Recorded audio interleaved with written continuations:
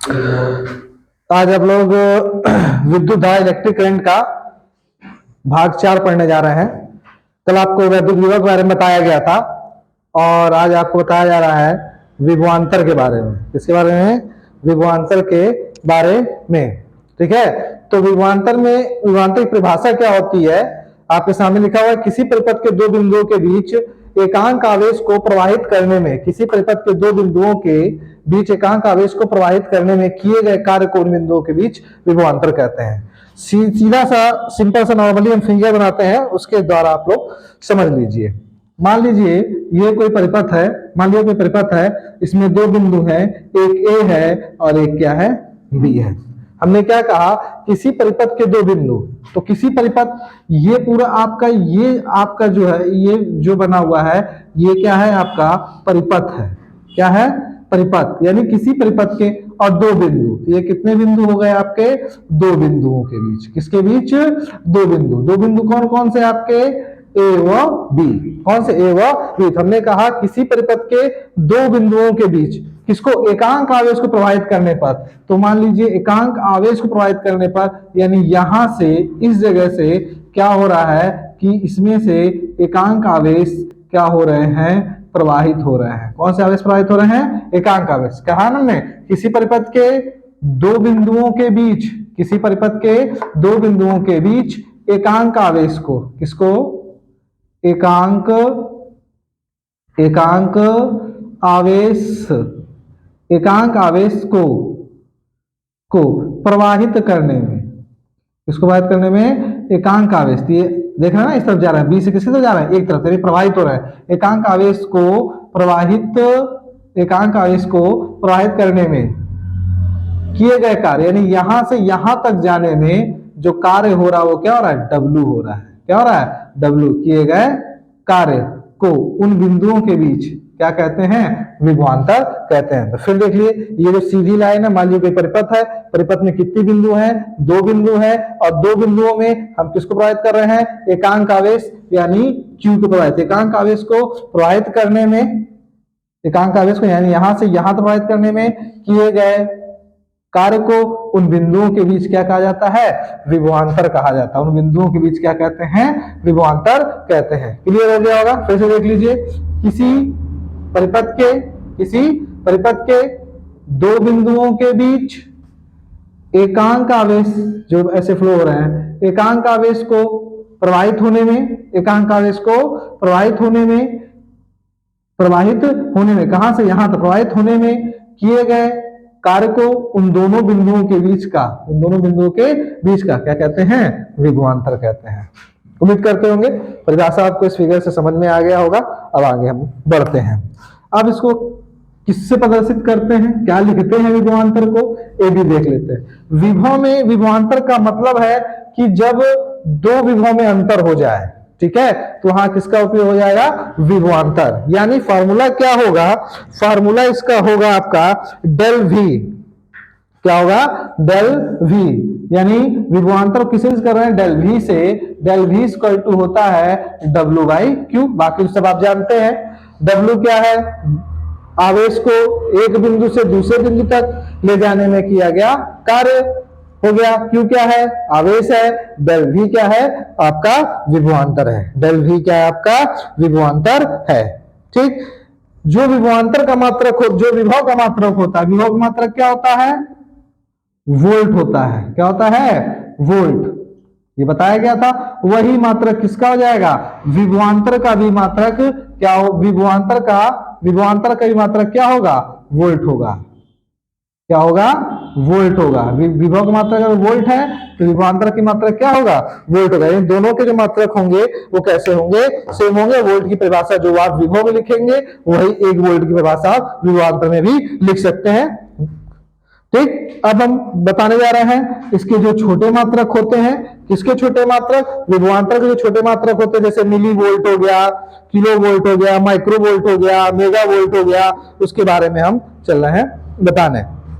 ठीक, तो सबसे पहले हम देखते हैं कि मिली वोल्ट के बारे में देख लें कि एक मिली वोल्ट में कितने वोल्ट होते हैं। क्या हमने बोला? एक मिली वोल्ट 1 मिली वोल्ट में कितने वोल्ट होते हैं? तो 1 मिली वोल्ट में आपका 10 की घात माइनस 3 वोल्ट होगा। कितना होगा? 10 की घात माइनस 3 वोल्ट होगा। 1 मिली वोल्ट में 10 की घात माइनस 3 वोल्ट होगा। क्या होता है, कभी कभी जब न्यूमेरिकल पूछता है तो वोल्ट ना, डायरेक्ट वोल्ट ना लिख के मिली वोल्ट लिख देता है। तो इस मिली वोल्ट को हमको न्यूमेरिकल में किसमें चेंज करना पड़ेगा? वोल्ट में। तो ये आपको याद होना चाहिए कि 1 मिली वोल्ट में कितने वोल्ट होते हैं? तो 10 की घात माइनस 3 वोल्ट होते हैं। उसके बाद आएगा आपका 1 किलो वोल्ट। क्या आएगा? 1 किलो वोल्ट आएगा। क्या आएगा? 1 किलो वोल्ट आएगा। जब 1 किलो वोल्ट की बात होती है तो सिंपल से ट्रिक याद रखना, जब किलो की बात हो रही है तो क्या आएगा? 1000 आएगा। होता है ना 1 किलो में, ठीक, 1000। तो जब किलो की बात आ रही है तो बस सीधे सीधे आप 1000 रखना और 1000 को सीधे घात में चेंज कर देना, यानी 10 की घात 3 वोल्ट। यानी कितना होगा? 10 की घात 3 वोल्ट होगा। यानी 1 किलोवाट में 1 किलो वोल्ट में कितने वोल्ट होंगे? 10 की घात 3 वोल्ट होंगे। ठीक, ये आपका हो गया। अब आएगा माइक्रो वोल्ट। क्या आएगा? Micro volt. यानी 1 माइक्रो वोल्ट में, 1 माइक्रो वोल्ट में, ठीक, 1 माइक्रो वोल्ट में कितने वोल्ट होते हैं? तो माइक्रो में 10 की घात माइनस 6। जहां माइक्रो की बात की जाए तो क्या आएगा? 10 की घात माइनस 6 वोल्ट हो जाएगा। क्या जाएगा? 10 की घात माइनस 6 वोल्ट हो जाएगा। ठीक, फिर इसके बाद आता है 1 मेगा वोल्ट।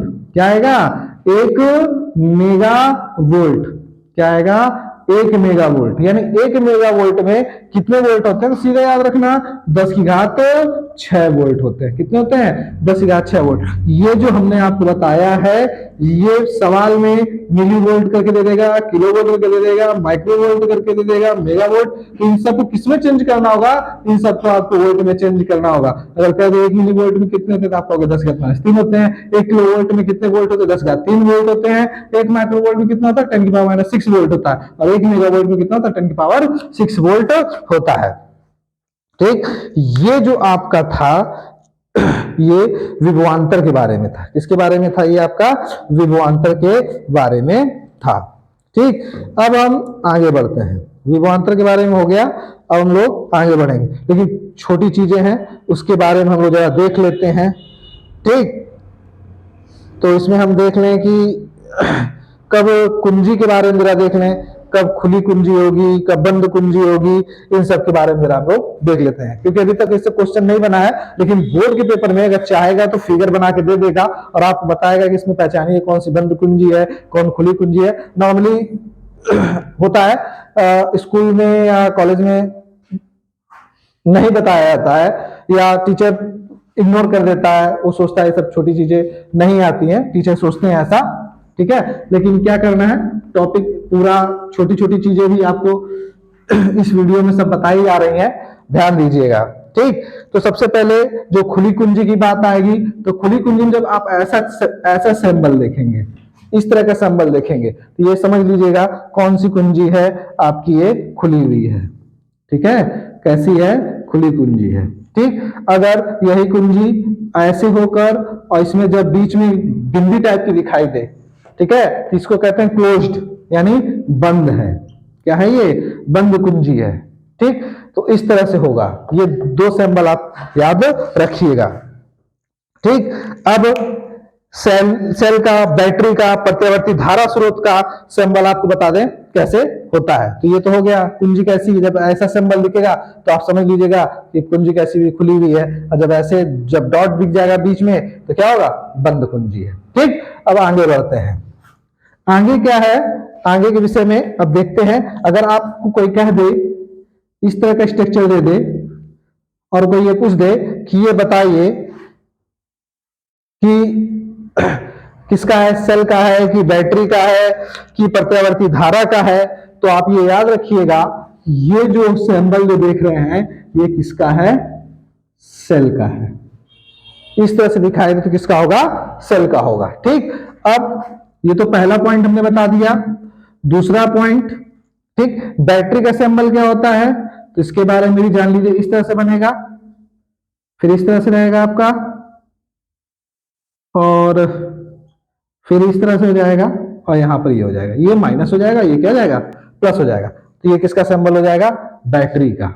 जहां पे भी आप ऐसा चिन्ह देखिएगा तो तुरंत समझ लीजिएगा कि परिपथ में क्या लगा हुआ है, बैटरी लगी हुई है। और परिपथ में अगर ऐसा चिन्ह दिखेगा तो आप समझ लीजिए कौन सा चिन्ह है, ये सेल का है। किसका है, सेल का। अब प्रत्यावर्ती यानी एसी, तो एसी वाले का जो सिंबल रहता है वो कुछ इस तरह से रहता है, इसको भी थोड़ा ध्यान देते चलिए, इस तरह से रहता है, ठीक है। तो ये कैसा आपका प्रत्यावर्ती धारा स्रोत का सिंबल है, किसका है, यानी एसी का है, प्रत्यावर्ती धारा स्रोत का ये सिंबल है। ये तो आपको चिन्ह के बारे में बताया गया, सेल का इस तरह से होगा, बैटरी का इस तरह से होगा, प्रत्यावर्ती धारा स्रोत का इस तरह से होगा, ठीक है। तो ये आप अपने दिमाग में बैठा लीजिएगा। हो गया इतना। अब हम आगे बढ़ते हैं। आगे में अब देखते हैं उसमें हम लोग, अब अगला आपका आ जाएगा जैसे कि अमीटर के बारे में आ जाता है। किसके बारे में, अमीटर।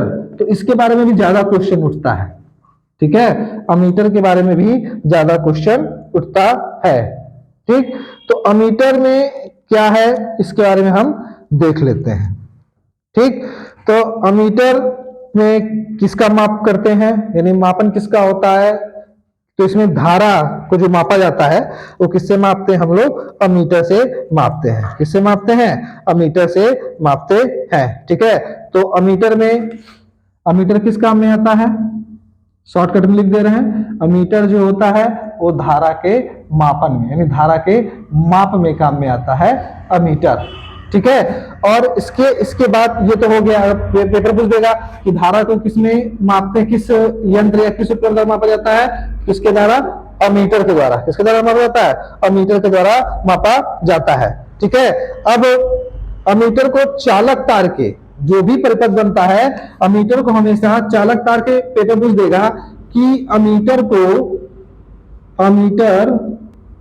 को चालक तार के यानी कंडक्टर चालक तार के किस, अमीटर को चालक तार के किस श्रेणी में जोड़ते हैं, किस श्रेणी में, यानी अमीटर को चालक तार के किस श्रेणी में जोड़ते हैं।